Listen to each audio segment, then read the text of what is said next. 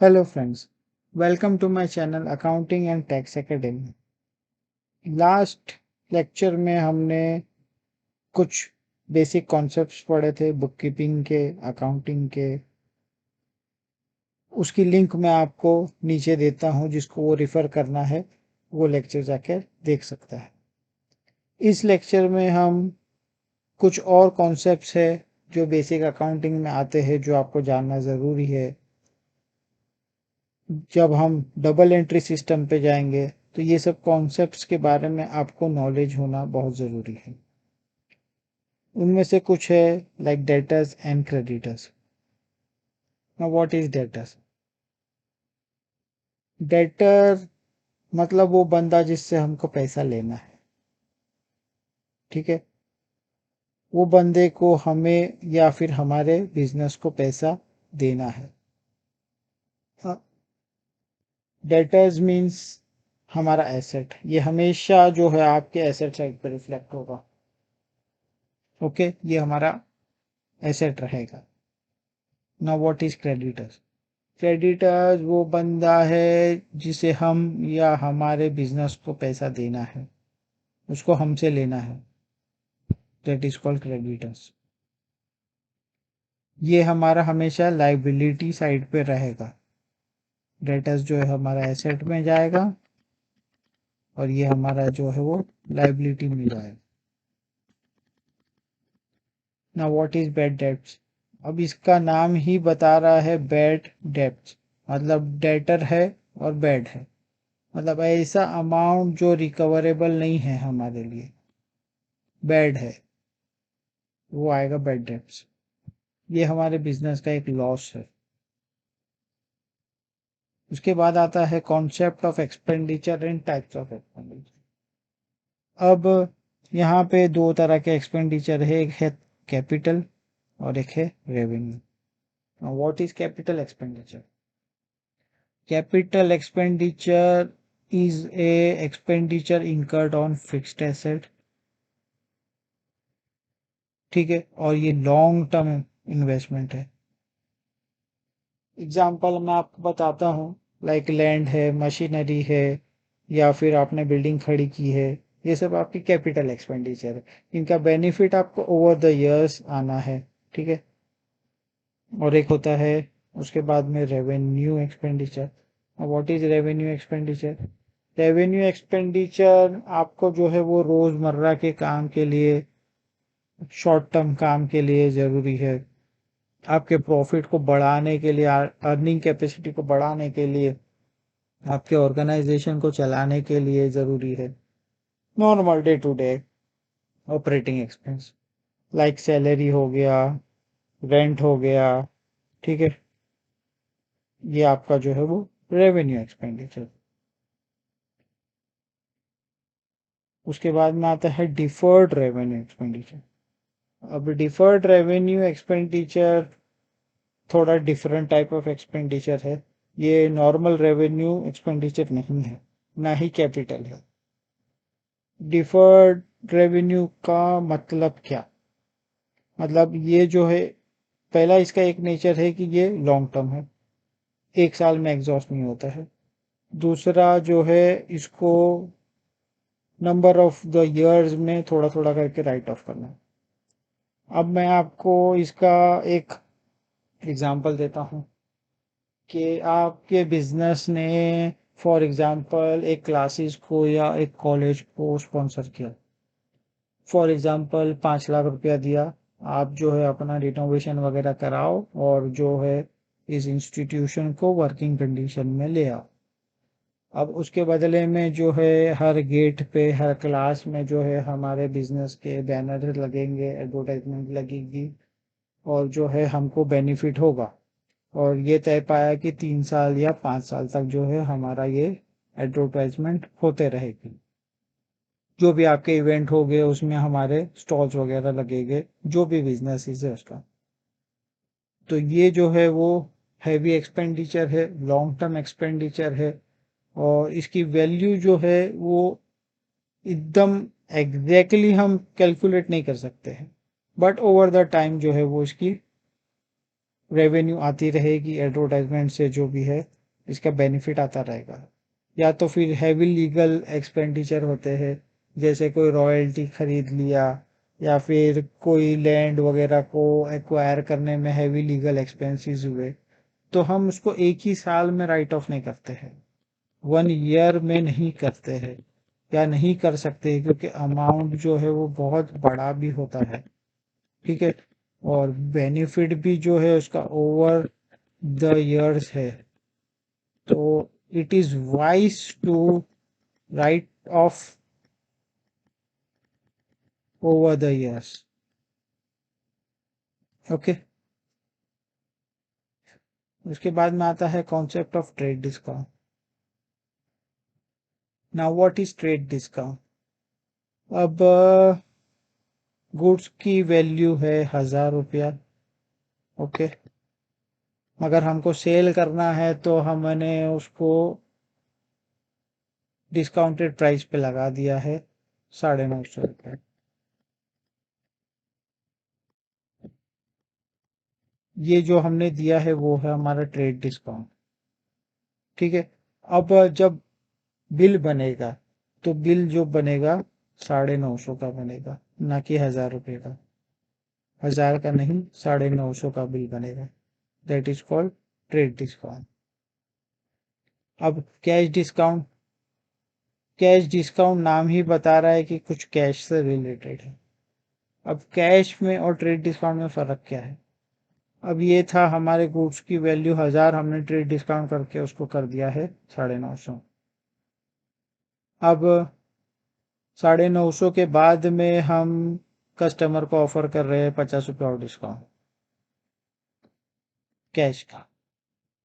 क्यों भाई? हमको क्रेडिट नहीं देना है, हमको कैश चाहिए, तो हम कैश डिस्काउंट ऑफर कर रहे हैं। सेल भी बढ़ रहा है, कैश भी आ रहा है। That is called cash discount. Okay, spot payment के लिए। और अब बिल किस तरह से बनेगा? बिल है, अब बिल बनेगा 950 का, ना कि 1,000 का। 950 का बिल बनेगा, उसमें 50 रुपया कटेगा, उसका जो है एंट्री आएगी आपको कि हमने 50 रुपया जो काटा है वो है हमारा कैश डिस्काउंट। ठीक है, और कैश 900 रिसीव्ड एज रेवेन्यू आएगा। अब इसके बाद आता है concept of solvent and insolvent. Now what is solvent? Solvent means हम पॉजिटिव साइड पर हैं इन बेसिक टर्म्स, और इनसॉल्वेंट मीन्स हम नेगेटिव साइड पे जा रहे हैं। ओके, अब एग्जांपल से हम समझते हैं कि टेक्निकल टर्म्स में हमारे एसेट जो है हमारी लायबिलिटी से ज़्यादा है या तो फिर इक्वल है। फॉर एग्जांपल 50 लाख का जो है हमारा एसेट है, ठीक है, और 30,000 की जो है हमारी लायबिलिटी है। ठीक है, तो हमारा जो है एसेट ज़्यादा है लायबिलिटी से, तो हम इस पोजीशन में है कि हम डेप्ट पे कर सके। इंसॉल्वेंट का मतलब क्या? कि हमारे एसेट है सिर्फ 20 लाख के, और हमारी लायबिलिटी जा रही है हमारी 50 लाख। अब हम कोई पोजीशन में नहीं है हमारे डेब्ट्स को पे करने के। That is called insolvent position of a person और अ बिजनेस। फिर एक कॉन्सेप्ट आता है अकाउंटिंग ईयर का। ये कॉन्सेप्ट बहुत इंपॉर्टेंट है, क्योंकि ये आपको हर प्रॉब्लम सॉल्व करने में एप्लीकेबल रहेगा। इसके अलावा आपको टैक्स कैलकुलेट करने में भी एप्लीकेबल रहेगा। नॉर्मली जो है बिजनेसेस आपको 1 अप्रैल से 31 मार्च तक रहेगा। फॉर एग्जांपल 1 अप्रैल 2020 से आपका बुक्स ऑफ अकाउंट शुरू हुआ, स्टार्ट, और आपका जो है 31 मार्च 2021 पे एंड हो रहा है। Okay, so accounting year is a very important thing to remember. आप कहीं से भी शुरू करके कहीं पे भी ख़त्म नहीं कर सकते हो। आपको एक स्टार्टिंग लाइन लेना है, और एक आपको एंडिंग लाइन लेना है। इससे आपको क्या रहेगा कि आप 2 सालों में या 2 पीरियडों में कंपेयर भी कर सकोगे और आपको एक proper organise way of accounting मिलेगा। इसके बाद आता है हमारा trading concern and not profit concern. Most of the businesses का जो एम रहता है is to earn profit. And how do they earn profit? By selling of the goods. ठीक है, this is called trading concern. They are mostly for profit making. इनका goal ही जो है, M गोल ही है प्रॉफिट मेकिंग।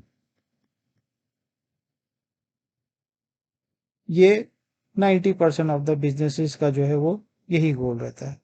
बट कुछ ऐसे भी है जिनका मकसद प्रॉफिट नहीं है, कोई पर्पस है, कोई पर्पस को फुलफिल करना है, no profit. Such as science research lab है, ठीक है, इनका प्रॉफिट मकसद नहीं रहता है। स्पोर्ट्स वाले हैं, चैरिटी वाले हैं, हॉस्पिटल वाले हैं, स्कूल्स वाले हैं, they are not for profit. इनका एक पर्पस है, एक सोशल कंसर्न है, उसको उनको फुलफिल करना है। ठीक है, उसके बाद आता है हमारा goodwill. Now what is goodwill? Goodwill is like a good deeds of a business, good name of a business. अभी एग्जांपल ये मैं देता हूँ आपको कि मैगी है, कैडबरी है, इनका मार्केट में नाम है, इनकी क्वालिटी है। इनके अलावा दूसरे भी है जो सेम और सिमिलर प्रोडक्ट्स ऑफर कर रहे हो, ऑलमोस्ट सिमिलर प्राइस पर, फिर भी इनका एक नाम बन गया, इनकी एक रेपुटेशन बन गई, और इनके नाम पे ही इनका प्रोडक्ट लॉन्च होते ही सेल होने लगता है। ठीक है, that is called goodwill. It's an intangible asset. ये जो है लॉन्ग टर्म तक नाइस क्वालिटी सर्विसेज ऑफर करते करते जो है हमारा एक रेपुटेशन बनता है। इसको हम मॉनेटरी टर्म्स में एक्सप्रेस नहीं कर सकते, बट हम जानते हैं कि भाई हमारे बिजनेस का एक रेपुटेशन बन गया है, गुडविल बन गई है, और हमारे नाम पे जो है हमारा काम हो रहा है और हमारा प्रोडक्ट जो है वो सेल हो रहा है। इसके बाद आता है concept of profit, loss, income and revenue. पूरा का पूरा अकाउंटिंग का जो मकसद है वो यही है, इसके आजू बाजू ही घूमता है। Profit, loss, income and revenue. Profit क्या है? अभी हमने 50,000 का सामान बेचा, ओके, अब उसमें से जो है हमने माइनस किया 30,000 हमारा एक्सपेंस। ये हमारा था इनकम, ये हमारा था एक्सपेंस। एक्सपेंस कुछ भी हो सकता है, या तो फिर उसका परचेज प्राइस था, या फिर उसके ऊपर खर्चा किया हुआ था, या आपने एडवर्टाइजमेंट पे खर्चा किया, या फिर आपने डिलीवरी पे खर्चा किया। जो भी एक्सपेंसेस आपने किया, फॉर एग्जांपल एक्सपेंसेस टोटल आया 30, सेलिंग प्राइस आपको आ रहा है 50, तो आपका 20 रुपया जो बचा वो आपका हो गया profit. That is called profit. अब लॉस क्या होता है? अब यही था हमारा 50 रुपया, अब हमको देना पड़ रहा है डिस्काउंट 10 रुपया, तो ये हो गया बेचारा 40। अब इसमें से ये था 30, अब पेट्रोल एक्सपेंसेस होते होते या फिर कोई और एक्सपेंसेस होते होते ये हो गया 60। अब वो सेल आ रहा है, 40 का इनकम है, 60 का खर्चा कर रहा हूँ, 20 जा रहा हूँ मैं लॉस में। 20 is my loss, this is called loss.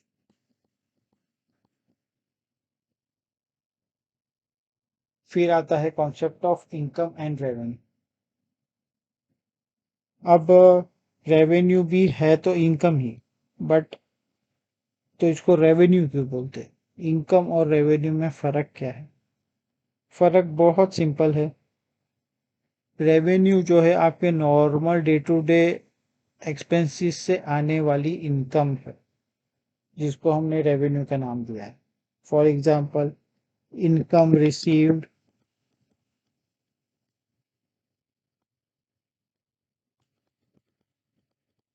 Income received from sale. आप गुड्स सेल कर रहे हो या फिर सर्विस भी सेल कर रहे हो, उससे आपको इनकम आ रही है, ये आपका नॉर्मल बिजनेस है। ठीक है, दिस इज कॉल्ड रेवेन्यू। आप इनकम जो आ रही है उसके अलावा आपको इंटरेस्ट से भी आ रही है, डिविडेंड से भी आ रही है, कमीशन से भी आ रही है, ये भी इनकम है, ये भी इनकम है। मगर ये जो है आपके normal selling of goods and services से आ रही है, normal day to day business से आ रही है, दैट इज कॉल्ड रेवेन्यू। उसके बाद में आता है आपका asset. Now there are different types of asset, some are fix such as land, building, plant and machinery. ये एक जगह पे टिके हुए हैं, इनमें ना बढ़त हो रही है ना कमी हो रही है। डेप्रिसिएशन वगैरह होता है बट डेली बेसिस पे नहीं होता है, ओवर द टाइम होता है, ओवर द पीरियड होता है। ये फिक्स्ड है और ये एक जगह पर रहते हैं। ठीक है, करंट एसेट का मतलब क्या? करंटली चलते रहने वाला, मतलब कैश है, सेल से कैश आ रहा है, सैलरी वगैरह एक्सपेंसेस में कैश जा रहा है। स्टॉक है, परचेज से आ रहा है, सेलिंग में जा रहा है। बैंक है, बैंक में भी पैसा आ रहा है, पैसा जा रहा है। डेटर्स है, क्रेडिटर्स है, बिल्स है, ये आपके जो है वो नए जनरेट भी हो रहे, पुराने पे भी हो रहे, करंटली चल रहे हैं। These are called current assets. It goes on, currently चले जा रहे हैं पूरा साल। फिक्स एसेट जो है वो एक ही जगह पर रहता है, ज्यादा कुछ इसमें चेंजेस नहीं आते हैं ओवर द टाइम, उसके लिए उसको कहा जा रहा है फिक्स, और ये है करंट एसेट। अब आता है फिक्टिशियस एसेट। जैसा भी हमने आप ऊपर डिस्कस किया, डिफर्ड रेवेन्यू और गुडविल वगैरह, दीज आर नॉट टेंजेबल, उसको आप प्रॉपरली कैलकुलेट नहीं कर सकते हो। फिक्टिशियस मीन्स, फिक्टिशियस ये वर्ड निकलता है फिक्शन से, मतलब ये हमारे माइंड में है, आप इसको प्रैक्टिकली कैलकुलेट करके नहीं दिखा सकते। जैसे आप स्टॉक को कैलकुलेट करके दिखा सकते, उस तरह से आप इन चीजों को कैलकुलेट नहीं कर सकते। That is why it is called fictitious asset, it is an intangible. फिर आपकी आती है लाइबिलिटीज। लाइबिलिटीज है दो तरह की, एक है फिक्स्ड और एक है करंट। फिक्स लाइबिलिटी का मतलब क्या? मतलब आपने बिजनेस चलाने के लिए कोई लोन लिया किसी से, या कोई पार्टनर ने कैपिटल लाया, आपका जो लोन है वो सिक्योर्ड लोन है अगेंस्ट योर लैंड और बिल्डिंग और machinery. Fixed type of loan है, ये लॉन्ग टर्म है। ठीक है, ओवर द इयर्स चल रहा है, और उसमें से आपको जो है वो थोड़ा थोड़ा पे करना है, थोड़ा थोड़ा इंटरेस्ट देना है, और आप उसको हर एक ईयर में थोड़ा थोड़ा करके राइट ऑफ कर रहे हैं, 2 साल, 3 साल, 5 साल तक चल रहा है। फिक्स्ड टाइप से, जैसा अपना फिक्स्ड एसेट है वैसा फिक्स लाइबिलिटी है। Current liability means day to day transaction से जो लाइबिलिटी जनरेट हो रही है। लाइक हमने परचेज किया, ठीक है, 10,000 का परचेज किया रॉ मटेरियल, अब हम दे रहे हैं उसको 3 महीने बाद पैसा, ये हमारा हो गया शॉर्ट टर्म लाइबिलिटी। ठीक है, अब ये एक एग्जांपल हुआ। इसके अलावा सैलरी है, सैलरी भी जो है वो 1 महीने में ड्यू है, दे रहे हैं नेक्स्ट मंथ में, तो ये भी हमारा शॉर्ट टर्म जो है वो लाइबिलिटी हो रहा है, करंट लाइबिलिटी में जा रहा है ये। इस तरह की काफ़ी सारी चीज़ें हैं जो शॉर्ट टर्म नेचर है, जो डे टू डे बिजनेसेस में मतलब अराइज होती है, और फिर बाद में वो पे भी हो जाती है। That is why it is called current liabilities. Okay friends, फिलहाल के लिए इतना ही। We will soon meet again with new concepts, with new clarity and moving up to a more advanced level। Next में हम जो है डबल एंट्री देखेंगे, डबल एंट्री वगैरह करेंगे, और जैसा मैंने वादा किया था आपको 3 गोल्डन रूल्स ऑफ अकाउंटिंग, जो मुझे आज एक्सप्लेन करना था, बट मैंने ये बेहतर समझा कि पहले छोटे छोटे कॉन्सेप्ट्स को हम समझ ले, ताकि एडवांस लेवल पे जाने में हमें ज़्यादा आसानी होगी। So do not forget to like, share, subscribe my channel and stay connected. I will be uploading more videos about accounting and tax. Stay tuned. Take care. Bye.